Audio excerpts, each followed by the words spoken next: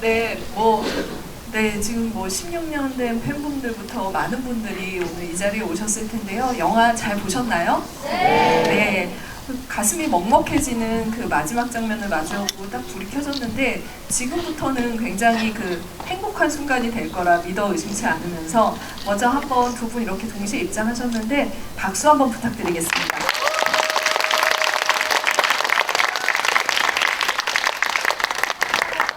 네, 진짜 이런 시기가 있었다라는 생각이 드는데 이후에 이 영화가 끝나고 나서 실제 공간에서는 더 많은 그 암흑기, 굉장히 이제 그 대한민국의 어떤 흑역사라고 할 수 있는 시기가 펼쳐지는데요.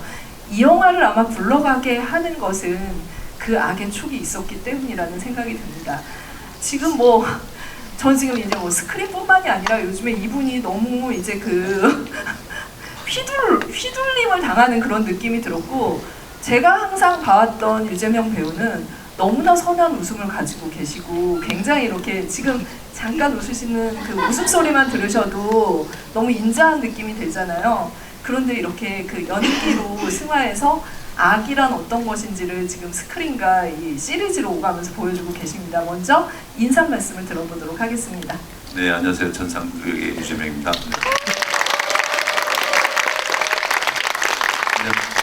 그냥 계획적으로 움직이는 사람이 아니고 그냥 직감적으로 닥치는 대로 사는 사람인데 그 악역 두 개를 하려고 마음먹어서 이렇게 시간대를 맞춰서 한 건 아니고요. 우연찮게 두 작품이 겹쳤고 어제 노예 아웃이 끝났습니다. 네. 끝났고 따끈따끈한 악이죠. 네, 네. 저희 이제 행복의 나라는 1주차가 지나서 2주차를 맞이하고 있습니다. 네. 저희 영화 4번째 봐요. 감사합니다. 네. 감사합니다. 네. 네. 박수 한번 다시 부탁드립니다. 이분은 또 악역과는 거리가 멀지만 언젠가는 이제 그런 잠재력을 가지고 있다라는 생각이 들고요. 오늘은 이 세상에 의리라는 말이 있다면은 이 송중기 배우한테 들려드려야 되지 않을까라는 생각이 들 정도로 이 자리에 나온 이유도 궁금해지는데 먼저 한번 인사를 듣고 이야기를 나눠보도록 하겠습니다. 송중기 배우님 인사 부탁드릴게요. 네, 안녕하세요. 저는 행복의 나라에 전혀 등장하지는 않고요. 제가 그렇지만 너무나 마치 제 영화 같은 그런 느낌이 드는 또 너무 사랑하는 영화를 또 제가 이렇게 함께 소개해드리는 자리가 생겨서 너무 영광이고요. 네, 오늘 만나서 반갑습니다. 저는 배우 송중기입니다. 반갑습니다. 너무나 많은 배우분들이 사실은 이제 그 제 몫을 다 하면서 이 영화에 참여해주고 계시는데 혹시나 참여할 뻔했다 약간 이런 순간이 있으셨어요? 이렇게 인연이 될 뻔했던 행복의 나라예요? 네네네. 혹시 그런 비하인드 스토리가 있나? 그런 건 없는데 지금 후회하고 있어요. 카메오라도 할 걸 그랬나. 네. 네, 너무 그냥 다 제가 너무나 친하고 사랑하는 형님들이 많이 여기 다 나오셔서 더 그렇기도 하고, 그리고 사실은 재명이 형 첫 촬영 날 대전 현장에 놀러 갔었어요, 제가. 네네. 네, 어느 장면이었죠? 그게 참모 총장님하고 변호인단하고 처음 접견하는 날이었나? 상견례하는 날인가요? 네. 그때 전 집이 대전이라 대전에 있었는데 그때 대전 촬영한다고 해서 놀러 가서 형들하고 진하게 한잔 했던 날이 있었는데, 네. 아무튼 이 영화는 저는 출연은 안 했지만 너무나 이렇게 뭔가 그냥 가깝게 느껴지고 네, 친한 형님들이 많아서 그런 것 같아요. 사랑하는 형님들이 많아서. 네. 특히나 이 자리뿐만이 아니라 현장까지 가서 응원을 해주시고 이렇게 또 그 현장을 담아왔다는 점에서 여러분들한테 오늘 또 이렇게 굉장히 귀한 얘기를 들려주실 그런 적절한 게스트가 아닐까라는 생각이 듭니다. 박수로 한번 다시 부탁드릴게요. 그래도 사실 진짜 이 영화에 많은 분들이 계신데 오늘 왜 유재명 배우님이랑 같이 나오셨을지 여러분들 너무 궁금하실 것 같은데요. 이렇게 힌트는 있어요. 사실 단서는 있는데 제가 사실 이제 행복의 나라 이전에 여러분들도 좋아하셨을 거예요. 빈센조의 강팬이었거든요. 그 영화는 들려오는 소문이 이 드라마도 재밌지만 현장이 너무, 특히나 그 배우들이 너무 끈끈하다는 얘기를 항상 듣고 있었어요. 그리고 그 중심에 어떻게 보면은 그 송중기 배우가 가지고 있는 그 의리 모든 배우들을 챙겨주고 어떻게 막 아우르는 의리가 있었다 이 얘기를 듣고 이렇게 바람결을 듣고 있었는데 아마 이제 그 이게 오늘의 자리가 빈센조가 뿌린 씨앗이 아닐까 이런 생각이 들거든요. 어떻게 송중기 배우님 이 자리에 또 이렇게 나오게 되셨는지 유재명 배우님께서. 빈센조 할 때 우리가 이제 송반장이라고 불렀어요. 그 흔히 말하는 그 닉네임이 말해주듯이 어디서 무슨 일이 생기면 우리 송반장이 나타나서 해결해주기 때문에 많은 멤버들이 송반장이라고 불렀고 그때 그 우리 빈센조 했던 친구들이랑 너무 지금도 친하게 지내고 있고 네. 그 중심에는 우리 송중기 배우가 또 단단히 자리 잡고 있습니다. 네, 송중기 배우님한테 이제 네. 마이크를 좀 드려야 될 것 같은데 사실은 이제 그 유재명 배우님이 거기서 네. 그 빈센조의 멘토 변호사였잖아요. 그쵸. 그러니까 굉장히 엇나가고 마피아의 세계에 암흑의 세계에 발담았던 어떤 그 캐릭터를 바른 길로 인도하는. 맞아요. 그런데 그 캐릭터의 어떤 특성뿐만이 아니라 유재명 배우한테도 그 지점을 좀 느끼셨을 것 같아요. 같은 배우로서. 말씀해주신 대로 제 캐릭터 빈센조라는 친구가 이제 뭔가를 하나를 깨닫고 결정하고 달려갈 수 있게 그 시작점을 만들어준 인물이 재명이 형이 연기해주신 캐릭터였는데 전여빈 배우의 아버지. 그렇죠. 네. 네. 3회 만에 죽습니다. 그렇죠. 형이 3회 만에 죽죠.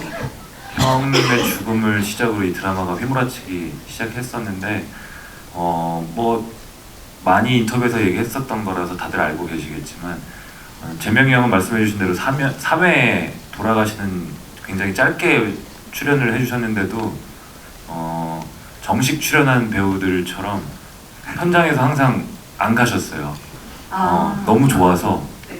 너무 좋아서 저희랑 더 어울려 주시고 현장에서 무게를 잡아주시고 했었죠. 예. 아유 그때 생각하니까 또 막 좋은 생각들이 많이 나네요. 뭐 그때 그런 이제 선한 감정, 좋은 감정 그리고 이제 그 배우로서도 굉장히 이렇게 본보기가 되고 어떤 느낌적인 느낌으로 좋았던 그분이 너무 지금은 네.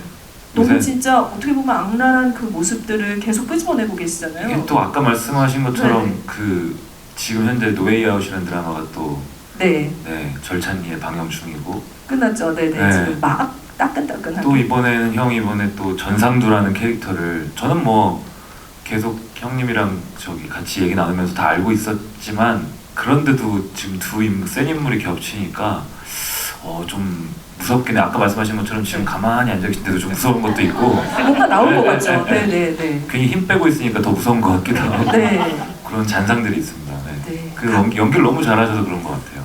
네, 연기를 너무 잘하셔서 지금 이제 가까이 있는 그리고 이제 그 믿음을 갖고 있던 송중기 배우까지 긴장하게 만드는 유재영 배우의 모습이 있다 이런 생각이 드는데 사실 송중기 배우님이 이렇게 이 자리에 나온 데는 아무리 이제 그 같이 지원을 해주고 싶은 마음이 있어도 영화가 진짜 이렇게 그 지지의 마음이 생기지 않으면 같이 이야기를 하기가 쉽지가 않잖아요. 무엇보다도 행복의 나라를 이렇게 또 좋게 보신 그런 소감이 있으실 것 같아요.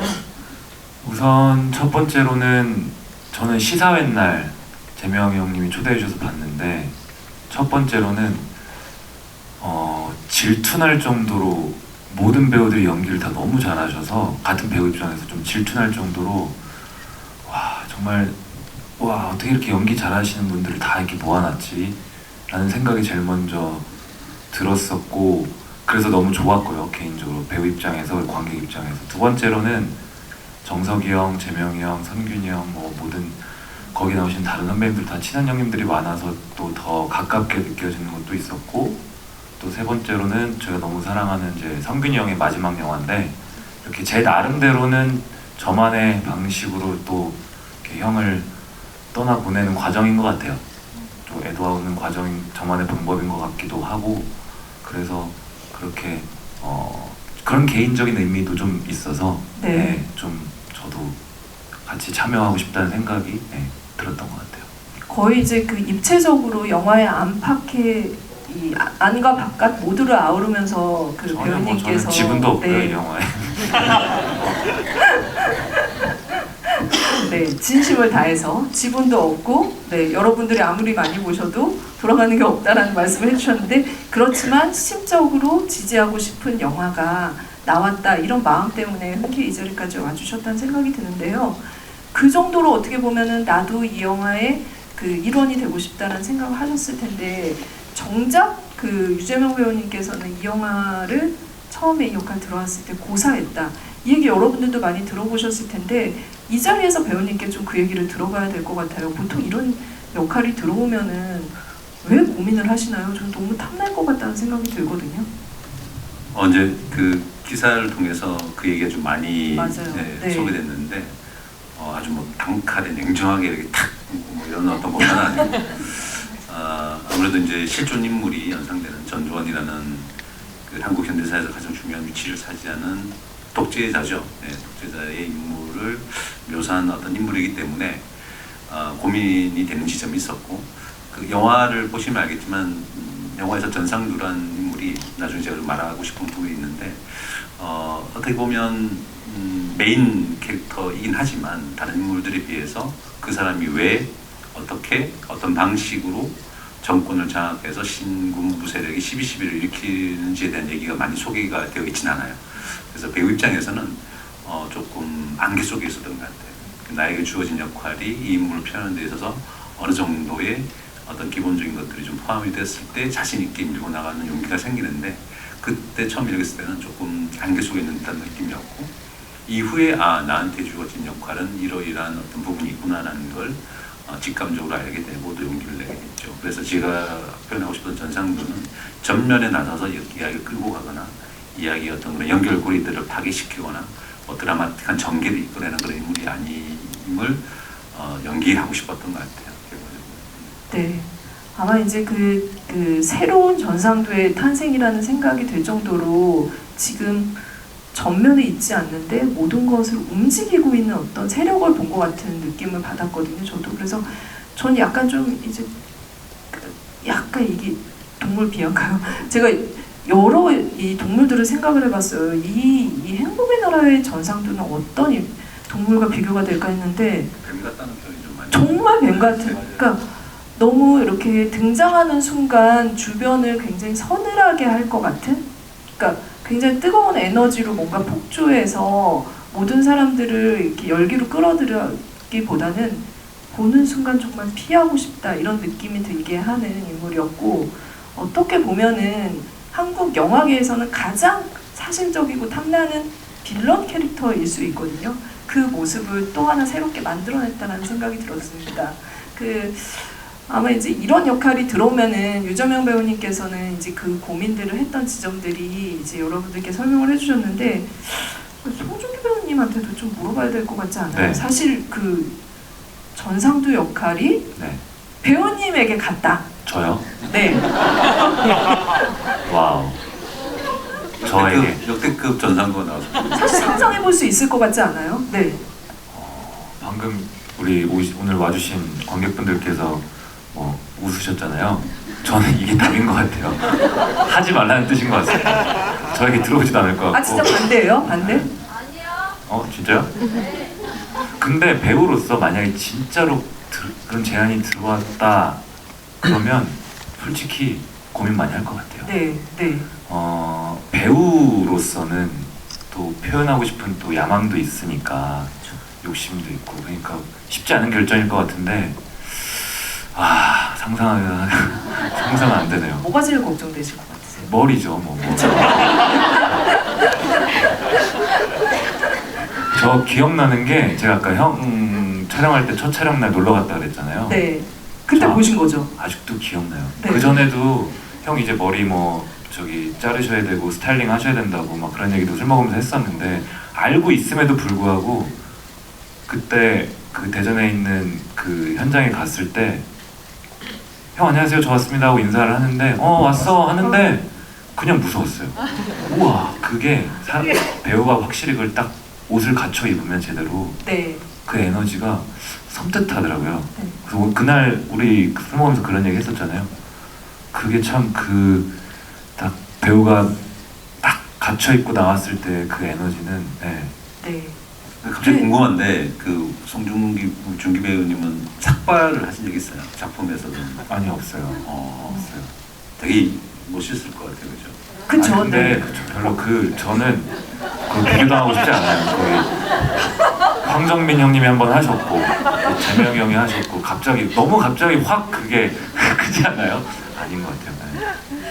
네. 네, 아니 근데 이제 이게 오히려 이렇게 확 밀어버리면은 이게 좀 손쉬운 결정일 것 같기도 하고 지금 이제 보자마자 좀 섬찟하게 만들었던 현장에서 이렇게 배우님까지도 좀 약간 긴장하게 만들었던 거기에는 살짝 어디까지 밀 것인가가 굉장히 관건이었잖아요. 사실은 농담이고 네. 그거는 솔직히 농담으로 한 얘기고 별로 뭔가를 배역을 맡았을 때 고민하는 지점은 아니에요. 사실은 그건 아닌데 배우들은 의외로 솔직히 그런 그거는 네. 솔직히 고민하는 지점은 아니에요. 근데 그게 고민일 것 같아요.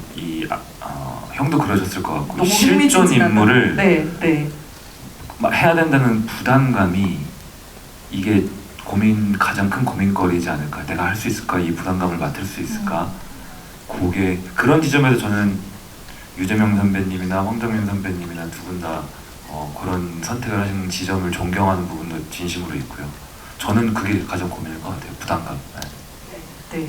그 말에 좀 동의를 하시나요? 실존 인물의 어떤 혹시 꿈에 나타나거나 이런 적이 없어요? 근데 사실 그 실존 인물뿐만 아니라 배우들이 촬영 직전에 굉장한 불안감에 쌓이는 건 사실입니다.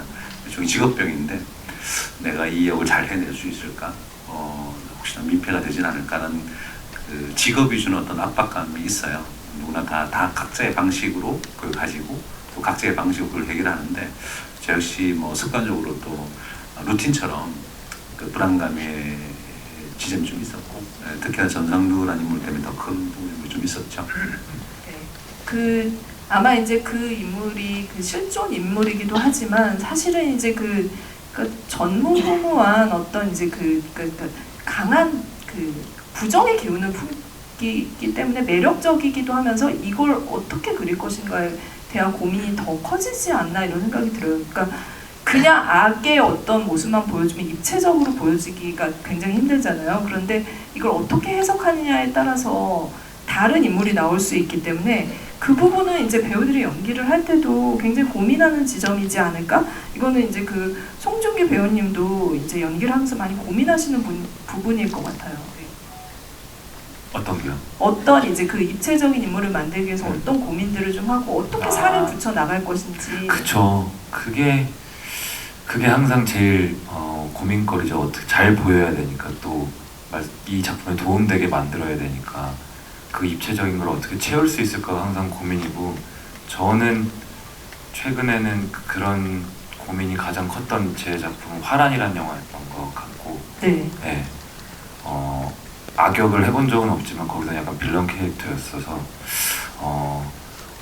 근데 항상 채워나가는 거는 항상 어떻게 채워나가야 되나 답을 찾는 거는 항상 현장에서 같이 얘기하다 보면 다 나오더라고요. 그래서 그런 식으로 해결을 하는 편이었었죠. 네.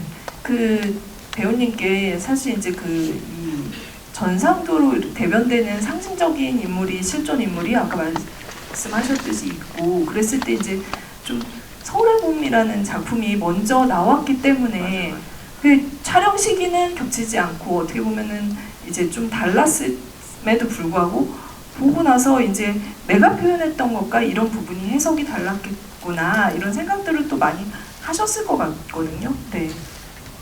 조금 길어질 수 있는 부분인데 모든 각자의 영화마다 어떤 자신 그 영화만의 어떤 매력과 결이 있다고 생각하는데 저희 작품이 가지고 있는 결들이 아까 말씀드렸지만 전상두라는 인물은 전면에 나서는 인물이지만 다른 캐릭터에 비해서는 그렇지 않는 게 되게 매력적이었던 것 같아요. 쉽게 말해서 이런 역사적 사건을 다룬 영화들을 보면 메인 캐릭터들은 그때 당시 주동자들 아주 권력의 정점에 있는 사람들 11.6으로 치자면 중앙정보부장과 경호실장과 대통령과 그런 영화들이 실제로 많은 사랑을 받았고 또 대중들이 그런 영화를 보면서 이런 영화를 보면서 같이 분노하면서 많은 어떤 그런 공감을 이뤄냈었고 근데 저희 영화 시작은 시간과 공간을 같이 하지만 그 사람이 주인공이 아니네. 잠시나마 자신의 말을 할 수 있는 어떤 유일한 그 주인공의 대사는 제일 마지막에 자신만의 말을 할 수 있는 거는 마지막 그 진술 정도로 되게 좀 색달랐던 것 같아요. 만약에 제가 그 불안감을 가지고 있었지만 전상두가 전면에 나서서 어떻게 12.12를 일으키는 것들이 빌드업이 되는 것들이 있었다면 시작은 되게 좀 시원하게 시작했겠지만 지금 느끼는 이런 어떤 보람이나 또 영화를 같이 했던 어떤 재미도 달랐을 것 같긴 해요. 저희 영화가 존재하는 시점이 거기에 있는 것 같아요. 현실과 판타지 사이에서 대중들이, 관객분들이 이 영화를 어떻게 느끼시는지를 메시지를 좀 만들려고 어떤 밸런스를 잘 맞춘 영화이다라는 생각이 좀 들게 됐어요. 네, 아마 이제 진짜 많은 시대극들이 있지만 제가 이제 이 두 분의 필모그래피들을 쭉 훑어보면서 든 생각도 우리가 분명히 존재했던 현실이 있고 시대가 있지만 굉장히 그 안에서 영화를 만드는 사람들이 어떤 상상을 할 것인가, 드라마를 만드는 사람들이 어떤 상상을 할 것인가라는 생각을 해보면 판타지가 끼어들 공간이 생긴다는 생각이 들었어요. 송중기 배우님의 작품을 보면서 재벌집 막내 아들에서 사실 이제 이게 정경유착이 있었던 그 과거의 어떤 그 시기에 시대가 겹치죠. 네. 그렇죠. 네. 그 당시에 어떻게 보면은 판타지적인 인물이 그 안으로 걸어 그렇죠. 들어간 거잖아요. 그렇죠. 그런 인물을 연기를 할 때 사실은 이제 그 나는 굉장히 리얼리티를 가지고 연기를 하고 있지만 이게 과연 이 관객들에게 그리고 가다는 시청자들에게 어필할 수 있을까? 그 톤을 어떻게 맞출까 굉장히 고민하실 것 같거든요. 네, 맞아요. 이 부분은 행복의 나라에서 유재명 배우가 연기를 하면서 느꼈던 거가 좀 상통하는 지점이 있을 것이라는 생각이 들어서 두 분께서 이 어떤 고민을 하셨을지 좀 들어보도록 하겠습니다. 맞아요. 그러네요. 생각해 보니까 그 시대가 좀 겹치기도 하고 그리고 말씀해 주신 것처럼 완전 판타지죠. 재벌집 막내라는 드라마도 완전 판타지였고 물론 이 행복의 나라에도 어느 정도의 판타지가 전 있다고 생각을 해요. 예를 들어서 정석이 형이 맡은 정인우 캐릭터인가요? 그렇죠. 네. 실제 인물인지 아닌지는 저는 배경 지식은 없는데 저는 약간 판타지가 좀 있다고 생각을 했어요. 거기에 나오는 모든 변호사들이 뭔가 하는 고민을 정인우가 좀 이렇게 다 응축해서 하고 네, 있는 것 네. 같다는 생각도 했고 그런 생각도 했어. 그런 의미에서는 완전 판타지 요소가 많이 있다고 생각해요. 재벌집 막내 아들에서도 그런 요소가 많았는데 하지만 정작 표현하는 제 입장에서는 진지하게 현실감 있게 생각하고 임하는 게 그 간극을 줄이는 가장 큰 효과적인 방법이 아닐까라는 생각을 많이 했었던 것 같아요. 네. 이 부분을 어떻게 설득시키느냐가 사실은 그렇죠. 이 영화가 관객들에게 시청자와 관객을 설득시켜야 하니까요. 시청자들에게 어떻게 가닿을까의 관건이라는 생각이 드는데 맞아요. 하고 싶은 얘기가 하나 있는데 저희 영화의 시작 부분을 보면 좀 조심스러운 표현인데 개인적 의견입니다. 그 역사적인 부분을 좀 왜곡했다, 과장했다는 어떤 그런 후기를 좀 보면서 오해가 있다는 생각이 좀 들었었어요. 네. 오히려 저희 영화는 역사적 사건을 축소시킨 부분이 많이 있어요. 왜냐하면 11.6이라는 역사적 사건의 시간 연대기를 절대 쓰지 않고 네. 거기에 나왔던 주도한 사람들의 이야기가 아닌 반면에 그 어떤 시간들을 축소시키고 그 옆에 있었던 그러니까 이름 없이 조연으로 역사에 남을 그런 그렇죠. 분의 네. 이야기를 전면에 내세우면서 이 이야기는 판타지입니다라고 밝히고 있어요. 이미 시작할 때부터. 왜냐하면 그분들의 이야기는 밝혀진 게 없기 때문에 시간적인 부분을 연대적인 부분을 전면에 내세워서 주동자들의 이야기들을 대척점에 두고 긴장감을 이끌고 긴박하게 시간 순서로 욕망에 빠져있는 남자들의 이야기를 그리지 않는다는 거죠. 그렇기 때문에 박흥주라는 실존 인물이 나오면서 여러분들 이 이야기는 판타지입니다. 네. 많이 알려지지 않은 분의 이야기를 우리가 어떤 영화적 상상력을 만들었습니다라고 전면에 내세운 것 자체가 저는 이미 축소라고 생각하고 또 왜곡이 아닌 이유는 뭐냐면 왜곡은 실제로 있었던 일을 비틀었을 때 왜곡인데 저희 영화는 실제로 있었던 일과 영화적 판타지 사이에서 엄청나게 조율을 많이 하려고 노력했던 영화라고 생각해요. 왜곡에 대한 부분은 전혀 없고 오히려 밝힐 건 그대로 밝히고 그것들을 훼손시키지 않은 상태에서 네. 저희들이 만든 판타지 박흥주, 박태주와 정인우의 이야기를 보시면서 오히려 저희들이 만들고 싶었던 그 시대의 한 개인이 목숨을 그렇게 쉽게 실제로 총살을 당하셨고 그 이야기를 통해서 우리가 만들고 싶어하는 행복의 가치는 무엇인지라는 메시지를 오히려 던지고 싶어서 그런 영화적 장치를 썼는데 어떤 분들은 본인의 입장에서는 11.6이라는 어떤 이런 거대한 이야기를 이렇게 개인사적으로 풀어? 라는 어떤 오해나 혹은 각자의 어떤 이 감정병이 있으신 것 같더라고요. 물론 개인의 자유고 저희도 마찬가지고 하는데 그런 부분을 좀 알고 싶다는 생각이 들었어요. 네. 거의 뭐 이 영화의 본질적인 그리고 이 영화가 가지고 있는 가치를 유재명 배우님이 그 캐릭터의 어떤 연기를 하는 부분과 빗대어서 얘기를 해주셨다라는 생각이 들 정도로 핵심적이라는 생각이 들고 이 자리에 감독님이 없으셔도 영화를 이해할 수 있는 어떤 그 가이드를 만들어주신 것 같다는 생각이 듭니다. 박수로 한번 좀 부탁드립니다.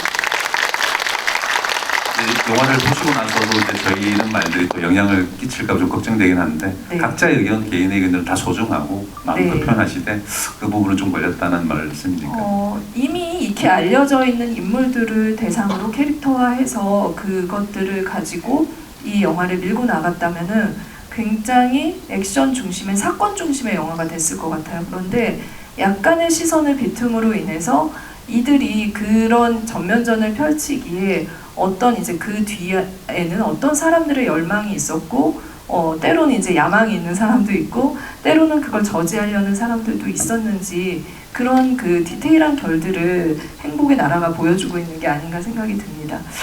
저는 이제 사실 이제 이런 거대한 그 메시지 뒤에도 그 디테일한 장면들이 너무 빛났다라는 생각이 들어서 그 장면을 좀 약간 기억에 나는 장면을 한번 얘기를 해봐도 좋을 것 같은데요. 첫 장면 때 가서 현장에서 보셨다고 하셨잖아요, 송중기 배우님께서.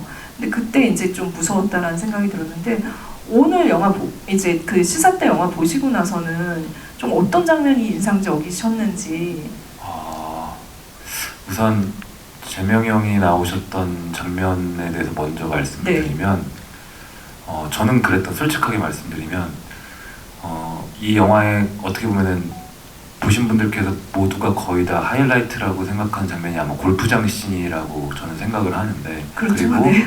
그 전에는 정석영 연기했던 정인우라는 변호사와 전상두가 이제 북도에서 걸어가면서 군인은 어떻게 생각하는, 군인에 대해서 어떻게 생각하냐, 나는 변호사에 대해서 이렇게 생각한다는 씬도 있었죠. 그게 굉장히 하이라이트라고 생각하는데 저는 오히려 그 두 가지 장면보다는 그 둘이 다 아니라 거기보다는 거기도 너무 좋았는데 항상 전상두가 혼자 있을 때 야릿한 표정을 할 때가 제일 무서웠던 것 같아요. 야릿한. 네. 네네. 비릿하게 웃고 할 때가 아까 뱀 같다는 네네네. 표현을 하신 게 저도 동의를 하는 지점이 예를 들어서 이원정 선배랑 얘기하다가 형이 그런 대사를 했던 것 같아요.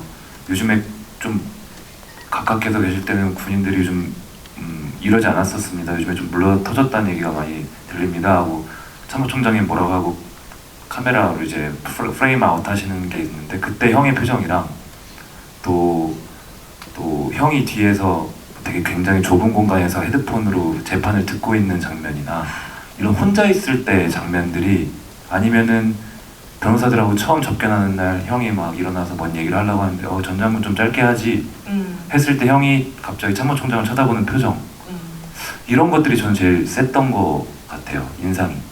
그리고 다른 장면에서는 정석영이 이제 정인우 캐릭터가 실제 사건 현장에 가서 이렇게 상상하는 씬들이 있었어요, 몽따주 장면. 그 장면부터 영화가 더 확 진해지는 계기가 되지 않았나, 저 개인적으로는 그렇게 봤던 기억이 남고요. 네. 네. 와. 너무 많아요. 이렇게 얘기하면은 뭐 더 얘기할 수도 있는데 아니, 생각나는 장면을.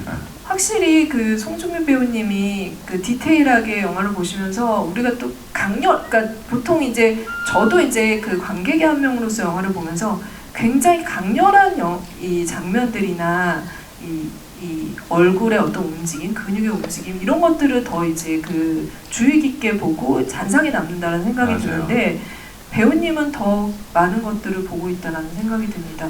맞아요. 그랬던 것 같아요. 네. 야릿한, 비릿한 이런 표현을 써주셔서 사실은 그 표정이랑 그 뒤 이면에 있을 때 이 사람이 가지고 있는 심리적인 게 어떤 건지를 굉장히 명확하게 보여준다는 생각이 들었고 좋은 표현이라는 생각이 드는데 왠지 그런 느낌이었던 것 같아요. 전상두라는 인물이 실제 그 이후에 이 영화가 끝나고 나서 어떤 일들을 했는지 그 배경 지식이 있으니까 그 전에 뭔가 이렇게 행동을 옮기기 전에 이 전상두라는 사람이 혼자 있을 때 무슨 생각을 하는지 모르는 그 표정이 제가 무서웠던 것 같아요. 무섭고 진짜 어떻게 보면 힘이 있다면 정말 그 정인우처럼 가서 소리라도 한번 그렇죠. 쳐주고 싶은 거기에다가 제가 아는 재명이 형님은 정말 평소에도 저랑 제가 아는 형님 참 푸근하고 그냥 큰형 같은 그런 분으로 알고 있는데 그런 분이 또 그런 표정을 지으니까 저 네. 개인적으로 더 주관적으로 네. 더 무서웠던 것 같아요. 네. 그 이제 평소에 술 드시거나 이럴 때는 그 야릿한 비릿한 그런 표정을 한 번도 못 보신 거 맞죠? 전혀 없어요. 네. 형이 그런 표정을 지을 일이 별로 없고 네. 네. 저희는 뭐 골프 얘기하고 신나는 얘기를 많이 해서 그런 표정을 볼 때가 없는데 네. 참 신선했던 것 같아요. 그럼 네. 유주명 배우님께 좀 얘기를 들어봐야 될 것 같아요. 뭐 골프장 그 얘기도 많이 하시긴 하지만 지금 이제 그 송중길 배우님이 얘기해주신 그 표정의 디테일들 그리고 정말 이제 어떤 이제 그 감각적으로 느낄 것 같은 이 사람의 이 내면을 끄집어내는 연기를 하신 건데 그 부분에 대해서 좀 어떻게 접근을 하셨는지 네, 그리고 이 야릿한 비릿한 이 그 품평에 대해서 어떻게 생각하는지 좀 들어보겠습니다. 이제 전후 부분의 제일 큰 씬이 복도씬이고 마지막에 골프장 씬이고 그 씬 두 씬 사이에 의외로 제가 등장을 많이 하진 않죠. 그리고 또 그 말씀하신 가만히 앉아 있는 씬들이 많은데 그게 제일 중요했던 것 같아요. 그 어떤 존재감 그리고 무언가를 바라보는 눈빛, 태도, 고개, 어떤 뭐 목의 각도, 그 헤드폰 쓰고 땅콩을 이렇게 만지작만지작하는 그런 아주 섬세한 부분들을 좀 많이 찾으려고 애를 썼던 것 같고 감독님께서 욕을 많이 해주셨고 겸손이 아니라 겨우겨우 찾아서 영화를 완성시킬 수 있었던 것 같아요. 네. 확신을 가지고 들어가지만 확신을 내리지 못하는 게 또 저희 직업병이거든요. 그래서 감독님과 동료 배우들 사이에서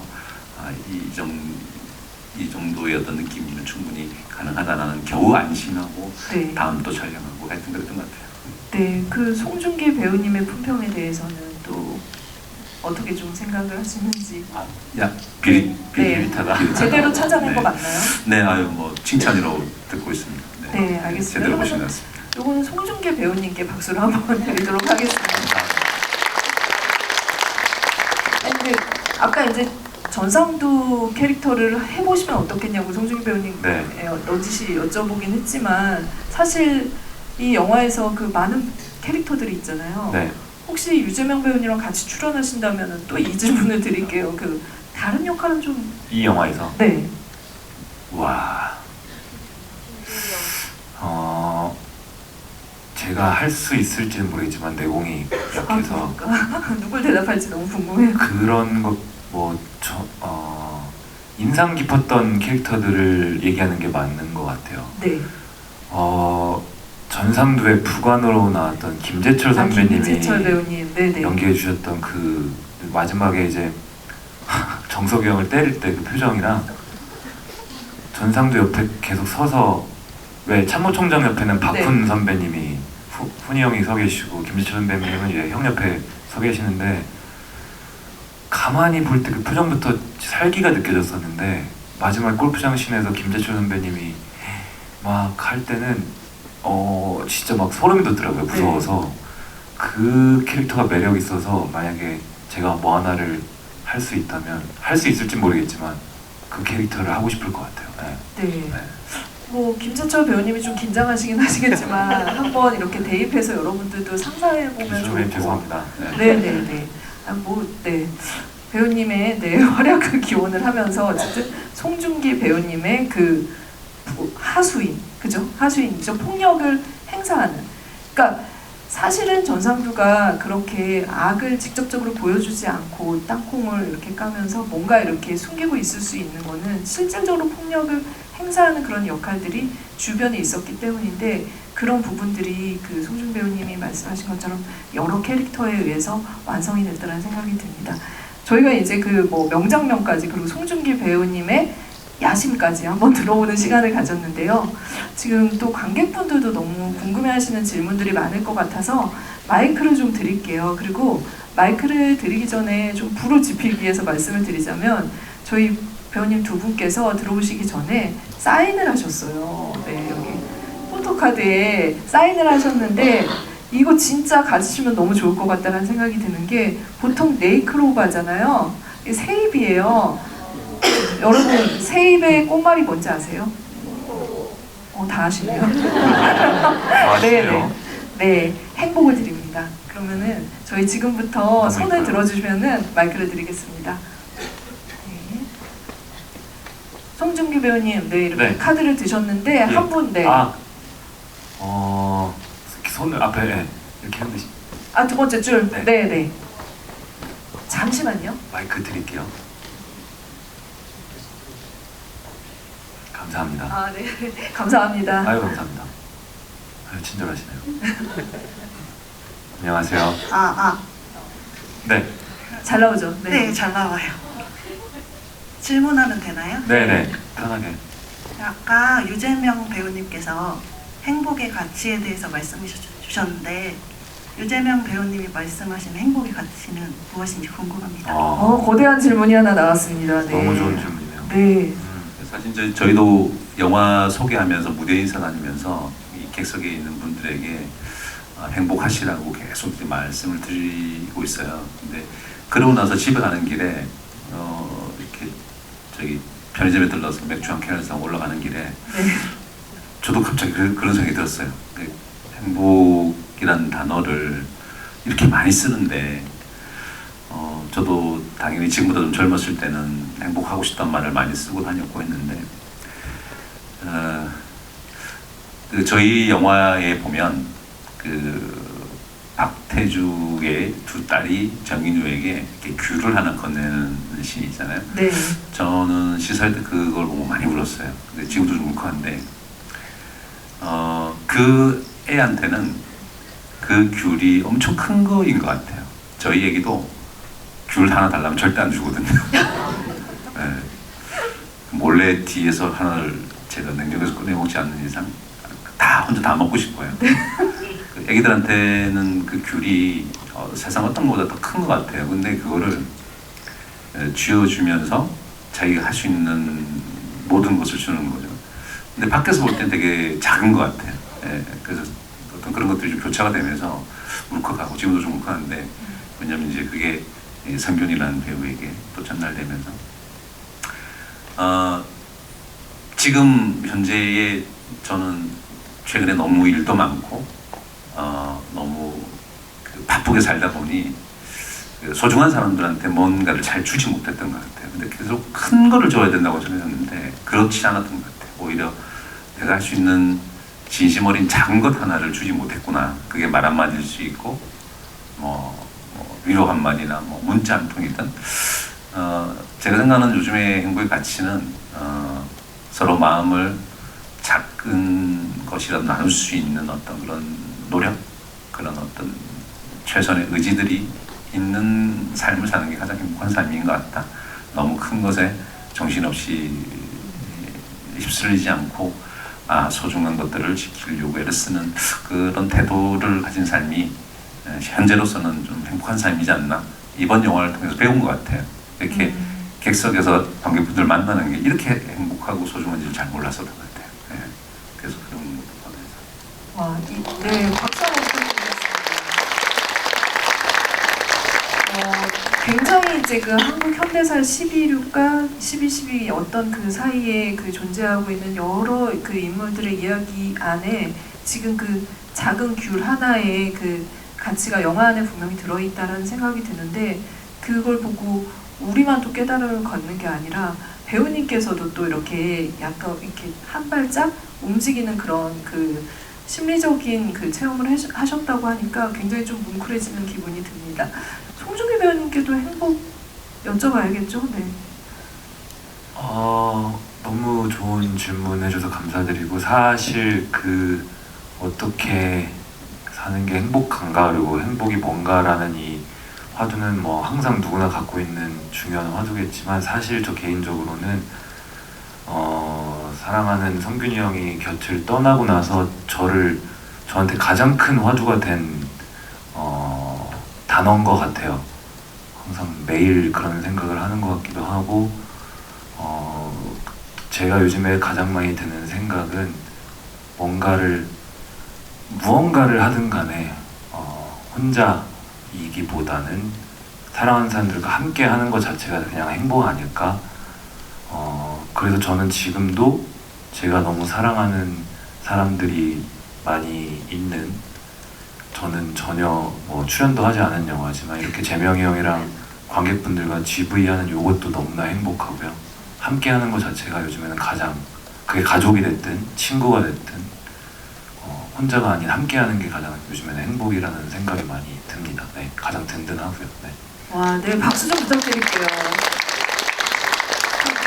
저희랑 같이 있는 이 시간이 또 행복하다고 배우님께서 얘기해 주시는데, 이 시간이 많이 여러분들에게도 기억나지 않을까, 기억이 되지 않을까 이런 생각을 해봅니다. 마이크로 또 드리도록 할게요. 네. 배우님께서 한번 맨 앞줄 네, 관객분 드리겠습니다.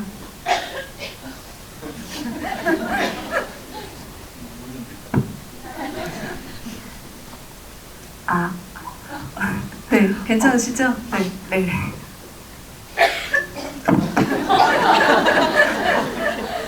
죄송합니다. 네, 네. 저는 사실 이 영화를 지금 3번 봤는데 아, 보고 나서 되게 이런 단어를 써도 될지 모르겠지만 답답하고 좀 불편했어요. 어찌 보면은 여러 가지 이유를 찾아봤는데, 일단은 제가 너무 좋아하는 배우를 다시 못 본다는 좀 아쉬움, 그리고 어찌 보면 행복의 나라로 가고 있는 지금에도 그게 언제쯤이 될지 모르는 불투명한 그런 현재 진행형인 상황, 그리고 또 생각해봤는데 제일 원초적으로 보이는 게 저 행복의 나라란 제목 폰트에 행복 두 글자의 자음이 기분 나쁘게 좌우 전복된 그거였어요. 네. 그래서 혹시 이게 저는 제목의 폰트도 되게 중요하다고 생각하거든요, 영화에서. 그래서 좀 묘하게 행복이란 두 글자의 자음만 좌우 전복된 저거에 어찌 보면 영화의 그 내용이 투영되어 있지 않는가, 그거에 대한 말씀을 좀 듣고 싶어요. 아, 네. 그 유재명 배우님께서 조금 답변을 제목에 대해서 해주실 수 있다면은 네, 이야기를 먼저 들어보도록 하겠습니다. 저희도 몰랐었는데 그 얘기를 어떤 분이 말씀해 주셨어요. 그 복자가 이렇게 바뀌어 있잖아요. 그리고 나서 봤더니 진짜 그렇더라고요. 그래서 이제 그 이후에 물어봐야 되겠다. 근데 아직 못 물어봤네요. 네, 이따 마치고 저희 관계자분들에게, 아마 그 포스터 디자인하신 분이 어떤 그런 네. 의도의 어떤 것들이 네. 제작진과 연결이 돼 있겠죠. 다행이네요. 제가 요거는 감독 있게 얘기를 들었는데 그걸 살짝 전달을 네, 해드리도록 하겠습니다. 네. 네. 감독님 지금 시리즈를 찍고 계셔가지고 이 자리에 함께하지 못하셨는데, 그래서 아마 저한테 얘기를 해주신 게 아닐까, 전달하라고. 근데 지금 관객분께서 아까 이제 그 지금 불투명한 어떤 지금 현실에서도 이 영화가 굉장히 과거를 배경으로 하고 있지만 마찬가지로 답답하다는 말씀을 해주셨는데, 이 영화의 그 폰트가 그 행복이 제대로 쓰여지지 않음으로 인해서 어떻게 보면은 여전히 그분들이 예전에 노력했던, 민주화를 위해서 노력했던 그 노력들과 어떻게 보면 희생이 있었음에도 계속 살기 힘든 지점들 우리 모두 느끼고 있잖아요. 그런 것들을 좀 그러니까 새롭게 좀 한번 환기해보자라는 뜻에서 디자인적인 요소에도 이게 반응이 됐던 것 같아요. 그래서 아까 첫 번째 행복을 이렇게 질문해 주신 분과 마찬가지로 다시 한번 이 가치에 대해서 생각을 하게 만드는 그런 것들이 연결이 되지 않나 싶습니다. 감독님 뜻을 제대로 100% 전달했는지 모르겠지만 빨리 촬영 끝나고 오셔서 다시 한번 해명을 또 해석을 해주시면 좋을 것 같다는 생각을 하면서 다음 질문을 좀 받아보도록 하겠습니다. 네. 아, 네. 계속 손을 하얀색 옷 마스크 입으신 분? 하시는? 네네네. 그분 아까부터 드릴게요. 계속 손을 드셨어요. 방금 앞에 남자분도 드셨는데 죄송해요. 레이디 퍼스트로 하시죠. 네네네네. 그 마이크 한 번만 전달해 주시면. 감사합니다. 먼저 유재명 배우님께 너무 감사한 게 되게 어려운 역할이셨을 것 같은데 너무 잘 이입하도록 연기해 주셔서 너무 감사하고요. 저는 그 정인우 역할, 그러니까 정인우가 나중에 처음에 시작을 할 때는 진심으로 시작을 하지 않았다고 생각하게 다 보시겠지만 진심으로 시작을 하지 않았는데 이제 아버지의 죽음을 맞이하고부터 살려야겠다라는 그 마음을 가지고 지금 마음이 바뀌었다는 느낌을 받았어요. 혹시 내가 내가 옆에서 지켜주지 못한 아버지를 대신해서 박태주를 지켜주려는 의도가 있었는지도 궁금하고요. 그걸 이게 감독님이 아니시기 때문에 네. 의도를 듣지 않으셨다면 혹시 그 행복의 나라라는 제목이잖아요. 이 배역들이 각자 내가 박태주가 아니면 정인우가 박상두가 꿈꿨던 행복의 나라는 어떤 것이었을까라는 대화를 해보신 적이 있는지 궁금합니다. 네. 아마 이제 배우님들이랑 또 같이 연기를 하시면서 다른 캐릭터 얘기도 같이 조언도 해주시고 의견도 나누실 것 같은데 그 부분이 좀 연결되는 지점이 있다면은 유재명 배우님께 말씀 좀 들어보도록 하겠습니다. 앞서 이제 말씀해주신 분과 같이 좀 연결될 수 있을 것 같은데 제가 잠시 전에 말씀드렸던 것처럼 11.6을 일으켰던 장군들이나 아주 고위직의 남자들의 이야기가 아닌 거기에 상관의 명령에 의해서 참 가담하게 되었고 재판을 받는 내란 음모죄 재판을 받는 한 남자의 변호사의 이야기인데 그 이야기를 따라가다가 말씀하신 것처럼 답답함을 느끼셨을 것 같아요. 왜냐하면 무언가 해결점이 보이지 않는 어떤 논쟁들, 재판들이 계속 일어나고 있고 금방 질문해 주신 것처럼 주인공인 정인우의 아버지가 죽고 린치를 당하고 거기에 있는 동료 인권 변호사들은 절망에 빠지고 딸을 위협하는 것 때문에 한 변호사는 울면서 너무 뭐라 하지 말라고 막 외치고 그런 어떤 모습을 통해서 저희가 말하고 싶은 메시지가 분명히 담겨져 있는 것 같아요. 어떻게든 그 시대를 이겨냈던 분들이 계셨을 거고 그분들을 만약에 소영웅이라고 지칭을 하자면 그런 소영웅들 우리 선배들 세대겠죠. 그분들이 살았던 그 아무랬던 시대에 한 자화상을 통해서 그때도 우정이 존재했고 신념이 존재했고 어떤 자신의 맡은 바를 어떻게든 해결하려는 어떤 그런 의지들이 있었고 그런 작은 소영웅들의 이야기들이 11.6이라는 큰 사건에 가려져서 많이 보여주지 못한 것에 대한 어떤 느낌 때문에 감독님께서는 그런 밸런스를 많이 맞추려고 노력을 하셨던 것 느껴지고 그게 마지막에 이제 골프장 씬에서 절대 일어날 수 없는 일이죠. 일개 변호사가 서슬프런 그때 당시에 최고 권력자한테 가서 욕을 하고 막 그런 씬은 절대 일어날 수가 없죠. 할 말 다 하잖아요. 근데 감독님께서는 아마 다소 어떤 부분에서 골프장 씬은 너무 비현실적이지 않아? 개연성이 너무 떨어지는데? 라고 생각하실 수 있는데 저희 영화는 그렇지만 이 말은 하고 싶다. 정말 사람은 죽이지 마라. 난 한 번도 이런 이야기에서 해보지 못했던 이야기. 최고 권력자에게 그런 일가를 하지 못했던 그것 때문에 아마 저희 영화는 그래서 아마 행복의 나라라는 게 지금 유추해 보면 자신의 말을 할 수 없는 세상들을 통보했기 때문에 맞아요. 자신의 말을 좀 할 수 있는 그리고 무참히 짓밟히지 않는 그런 어떤 세상에 대한 얘기이지 않을까 얘기를 듣다 보니까 그런 생각이 제가 진짜 아까 재벌집 먹는 아들도 얘기를 하고 이제 그 판타지가 가지고 있는 환기 효과, 관객들에게 주는 위안과 어떤 긍정적인 메시지를 굉장히 읽게 되는데 정인우가 그렇게 소리 지를 때 저도 이게 말이 돼? 계속 이렇게 생각을 하다가 저 말을 해줘서 너무 다행이다. 진짜 정말 하고 싶은 얘기인데 저렇게 다이렉트로 얘기를 하는 일은 벌어지지 않고 여전히 언제 올지 모르겠구나. 그렇지만 누군가 해줘서 정말 속 시원하고 이 장면이 아무리 말이 안 돼도 지지하고 싶어지는 그런 장면이지 않았나 싶습니다. 예전에 그 말을 하면 잡혔겠죠. 네. 그냥 잡혀가는 예, 정도가 그리고 아니죠. 네. 지금 그 말을 하면 저 사람 좌파 아니야라고 또 네. 찍히겠죠. 네. 여전히 참 어려운 세상인 것 같습니다. 네, 맞습니다. 네. 지금 그 마지막 질문을 좀 받아봐야 될 것 같은데, 그래서 지금 손을 드시는 분들은 정말 누구를 드려야 될지 모르겠지만, 이런 어려운 거는 오늘 이렇게 지원 사격하러 와주신 송중기 배우님이 해주시면 됩니다. 와, 그럼 악역입니다, 악역. 네. 그니까요. 아이고, 제일 어려운 걸 주셨네요. 남자분을 한번 그러면은 다 아, 여자분이셨어서 네. 어느 분을 드릴까요? 죄송해요. 저분이 먼저 드셔서 죄송합니다. 아, 순서에 의해서, 네. 네, 감사합니다. 저도 같은 장면에 대한 질문이긴 한데요. 저는 오히려 전체적으로 어떤 그런 뭐라 그러지?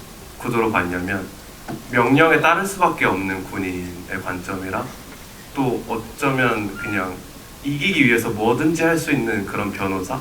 약간 종속돼 있는 사람과 자유로운 사람의 구도로 보게 됐는데 맨 마지막에 그 골프장 씬에서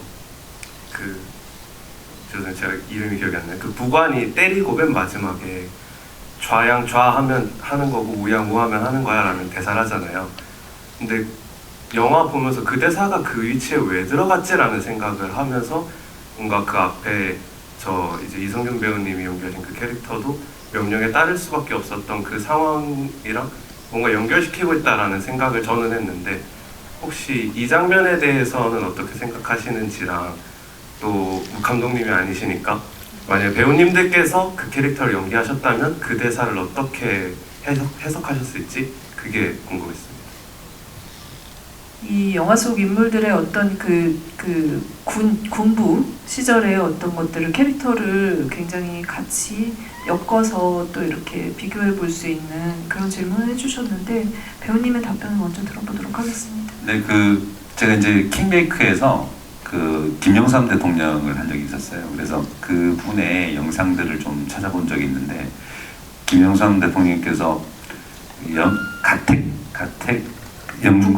구금당했을 때 그 앞에 쫙 서 있는 정경들에게 막 일가를 하는 그런 영상들이 있었어요. 그래서 참 당신들이 안타까운 사람들이다, 뭐 그렇게 막 하시는 그런 장면이 있는데, 갑자기 그게 떠올랐는데, 그 질문해 주신 거에 답이 될지 모르겠지만, 박태주라는 인물은 어떤 상관의 명령에 복종해야 하는 군인의 신분이지만 그 명령이 누군가를 저격하는 어떤 사건이 생기고 그것의 진위나 그것의 진심이나 그것이 일으키는 파장들을 아주 상당 부분 영화는 다루고 있죠. 저것이 자의였는지 타의였는지 내란의 목적이었는지 어떤 행위의 어떤 이유는 무엇인지를 날선 공방으로 막 하죠. 근데 마지막에 그 부관이 하는 행위는 폭력을 그대로 수행하는 역할에 우리가 말하는 대로 해야 돼. 좌양자면 좌양자 해야 되고 우양 해야 되고 말이 많아. 약간 다른 형태의 결인 것 같아요. 그 질문이 답이 되는지 모르겠습니다. 저희는 아주 어렸을 때부터 명령을 받고 자란 세대인 것 같아요. 대한민국이라는 어떤 시스템 안에서 저 초등학교 때 앞으로 나란히 하고 옆으로 나란히 하고 줄 서서 그 운동장에서 교장선생님 훈시 듣고 저는 또 결혼 세대고 그런 어떤 것에 대한 일종의 메타포가 있다고 저는 생각하는데, 좀 이야기 커지나요? 좀 정리 좀 해주시죠. 네네. 전체적으로 저희 영화는 그것에 대한 좀 부분을 좀 아주 직접적이진 않지만 명령이라는 것이 무엇이, 신념이라는 것이 무엇이고 거부라는 게 무엇이고 그런 부분을 좀 충분히 좀 건드리고 있는 부분이 있다고 생각됩니다. 네. 뭐 이제 그 시기를 살았던 이제 그 시기에 뭐 청년 시절이든 아니면 어린 시절을 겪었던 이제 관객들이 체감하는 것과 그리고 이제 관객이자 배우로서 또 체감하는 것과 지금 그 엄혹한 시절을 경험하지 못했던 또 관객분들이 체감하는 게 조금 다를 거라는 생각은 좀 들지만 이 영화의 이제 모티브가 된 인물이죠. 그 김재규 부장이 명령을 하면서 했던 이야기가 실제에서 자유민주주의를 위하여, 그러니까 오늘의 이제 거사를 하는 거다라는 얘기를 했다라는 말이 나중에 밝혀졌는데, 사실은 그 명령하에 어떤 그런 일들이 이제 뭔가를 속박하는 그런 시대였기 때문에 그것들의 반작용도 분명히 있었던 것 같아요. 그러니까 뭔가를 따라서 규율로 좋은 마음으로만 지키려고 했다면 이런 비극이 발생하지 않았죠. 그런데 그걸로 인해서 굉장히 안 좋은 시기들이 도래를 했고, 그 안에서 그러면 어떻게 좋은 세상을 만들려고 했는지, 그리고 박태주의 실제 모델이었던 박흥주 대령이 마지막으로 사형대에서 얘기했던 거는 대한민국 만세였다라고 해요. 그러니까 오지 않은 행복의 나라를 그분 역시 그 명령에 의해서 이제 그 따라서 그걸 했지만 결국에 이제 그 목적했던 바는 똑같았었던 건 거죠. 그런데도 이제 그 지켜지지 않는 질서를 그러면 어떻게 회복할 것인가, 이 영화가 그 부분에 대해서 우리한테 답을 준다기보다는 계속 좀 질문을 하고 있지 않은가, 지금도 그런 생각을 해보게 됩니다. 관객분에게 답변이 됐을지 모르겠지만 저희가 또 이렇게 얘기를 한번 해봤고요. 질문은 여기까지 받도록 하겠습니다. 그래서 그 세이클로바를 가져가시는 행운을 가져가신 관객분들께 축하를 드리면서 저희 좀 오늘도 이렇게 마무리를 해야 될 것 같은데, 전 작품 이렇게 나올 때마다 계속 두 분께서 좀 크로스 토크를 서로 좀 해보시면 좋지 않을까. 그리고 누구보다도 좀 예리한 시각을 가지고 계신 것 같다라는 거 오늘 더 또 이렇게 깨닫게 되는 것 같아요. 인터뷰를 하면서도 늘 이제 송중기 배우님 가지고 계신 그런 이제 그 예리한 분석에 놀라기도 하는데, 본인 작품이 아닌 다른 작품에서도 굉장히 좋은 말과 그리고 또 이렇게 좋은 시각을 안겨주셔서 감사하다는 말씀을 하고 싶습니다. 좀 행복의 나라를 오늘 이렇게 엔차 관람하신 분들도 계신데 앞으로도 더 많은 분들이 보셔야 하는 이유가 있을 것 같다는 생각이 드는데, 그 얘기도 조금 해주시면 좋을 것 같은데요. 일단은 말씀해주신 대로 형이랑 뭐 크로스 토크 좋은데, 일단 빨리 다른 작품에서 또 만날 수 있도록, 같이 출연할 수 있도록 한번 그거부터 노력을. 두 분이서 같이. 네. 그거부터 한번 좀 제일 진지하게 그 관계자분들 대본 좀 보내주시고요. 네, 두 분 같이 이렇게 보내주세요. 한꺼번에. 네. 동시에. 그리고 저는 저도 개인적으로 좋아하는 이 영화를 제가 이렇게 여러분들께 소개해드릴 수 있는 기회가 생긴 게 일단 너무나 진심으로 감사드리고 영광이고요. 또 계속 극장에서 행복의 나라 계속 상영 중이니까 아직 안 보신 분들 계속 보셨으면 좋겠고, 보신 분들은 또 어떤 놓친 부분이 있는지 다시 한번 보시는 것도 추천드리고요. 그리고 마지막으로는 오늘 제가 여기 와서 제일 하고 싶은 말이었기도 한데, 우리 모두가 사랑했던 우리 이선균 배우님을 이렇게 좀 잘 기억했으면 좋겠습니다. 그 말이 가장 하고 싶었습니다. 네.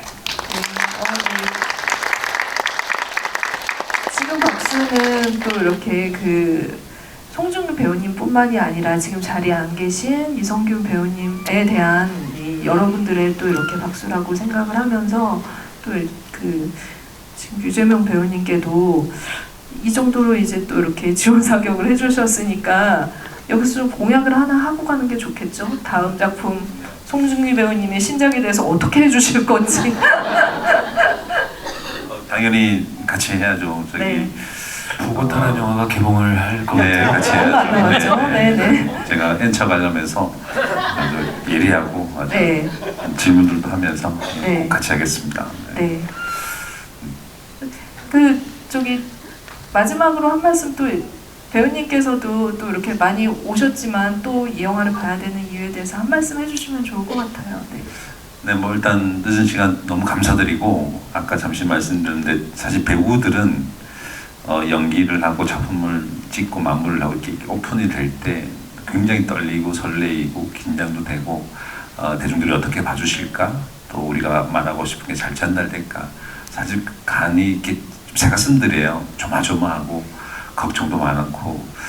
어쨌든 영화가 세상에 나왔고 또 여러분들을 만나게 됐는데 이렇게 소중하게 영화를 봐주신 분들에게 진심으로 감사의 말씀을 다시 한번 드리고 저희 영화가 자리하는 지점은 빠르게 지나가는 그리고 복잡하게 지나가는 이 세상 속에서 잠시 객석에 앉아 계신 것처럼 잠시 멈춰서 영화라는 어떤 세계를 통해서 자기를 한번 이렇게 좀 돌아보는 나의 가족, 나의 신념, 행복이란 건 뭔지, 죽음이란 건 뭔지 좀 그런 좀 먹먹한 이야기가 담긴 영화인 것 같습니다. 감동도 있고 재미도 있고 어쨌든 많은 의미가 담겨 있어서 너무 많은 것들을 말씀드릴 수밖에 없는데 매 순간 항상 행복하시고 항상 건강하시길 응원하겠습니다. 감사합니다. 네, 큰 박수 부탁드리겠습니다. 이 정도 하셨으면 다음에는 본래 그 선한 역할로 다음 추링이 올 때는 노예여우처럼 안 돌아올 거라는 생각을 하면서 두 분의 협업을 좀 기다려 보겠습니다. 최근에 이제 서울의 봄부터 시작을 해서 행복의 나라까지 이런 시대극을 보시면서 여러분들이 많은 생각을 하실 텐데요. 이 두 영화 모두 봄도 오지 않았고 행복도 아직은 좀 요원한 그런 순간들을 느낄 때가 많으실 거예요. 그런데 영화를 보시면서 또 두 작품 같이 이렇게 연결해서 보시면 더 많은 또 생각을 하시게 될 것 같아서 많이 좀 보시고 또 무엇보다도 1주차 됐는데 주변에 송중기 배우님만큼 송중기 배우님처럼 이 영화를 또 많이 애정하고 소문내 주시면 감사하겠습니다. 네, 오늘 같이 이렇게 찐 의리를 보여주신 두 분께 박수 부탁드리겠습니다.